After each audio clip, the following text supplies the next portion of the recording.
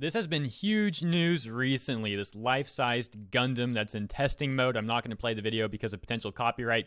However, I'll skip through it a little bit and you'll be able to kind of see this thing moving along. So what it looks like is, well, actually, let's go to the beginning again. You can see it has like these different tiers. You have these, I'm just going to call them movable platforms that help people get to different parts of the Gundam. And in the back, you can't see it, but there's actually like a giant attachment to the Gundam's back, probably to help stabilize it, I presume. So just know this has been huge news.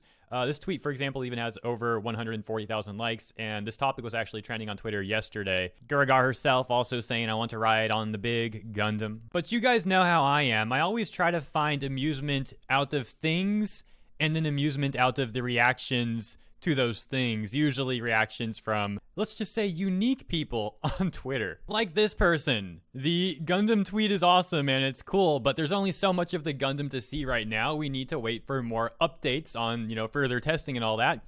So why not get amusement from people crying about the Gundam? Like this dude, who says, a good reminder that cartoons are inappropriate for anyone but children.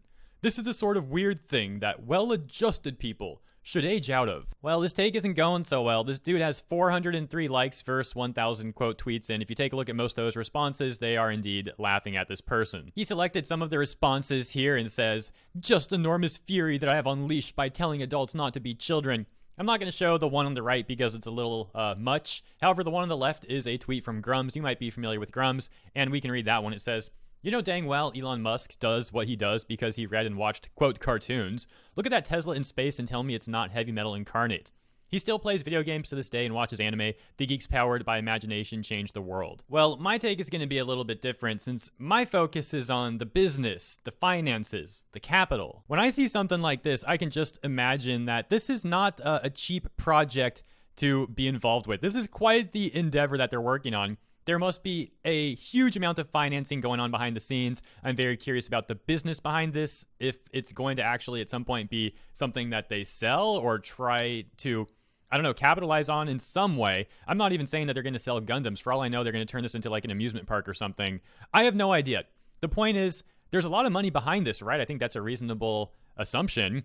And I'm really curious, like, what the end goal is and all that. There's a lot of interesting business behind this thing. And for this person who's trying to say that this is childish, to me, it just shows that they have a lack of understanding that, in business and finance, yeah, you can talk about anime and Gundams and still also be talking about a lot of money and technology and things for the future as well.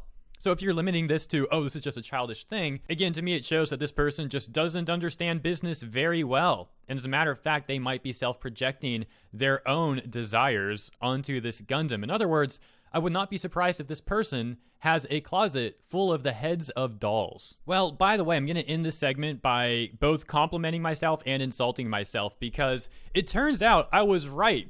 This is actually going to be an amusement park, so to speak. Take a look at this. It says, Gundam Factory Yokohama is an upcoming amusement center themed after the Gundam franchise located at Yamashita Pier in Yokohama, Japan. It will be the home of the moving life-sized RX-78-2 Gundam. Gundam Factory Yokohama was originally scheduled to open in October 2020, but was delayed to before the end of the year due to the world health situation. Now, I'm going to compliment myself because my intuition is pretty good sometimes, and I'm going to insult myself because, to be honest, I probably should have looked this up before recording this segment.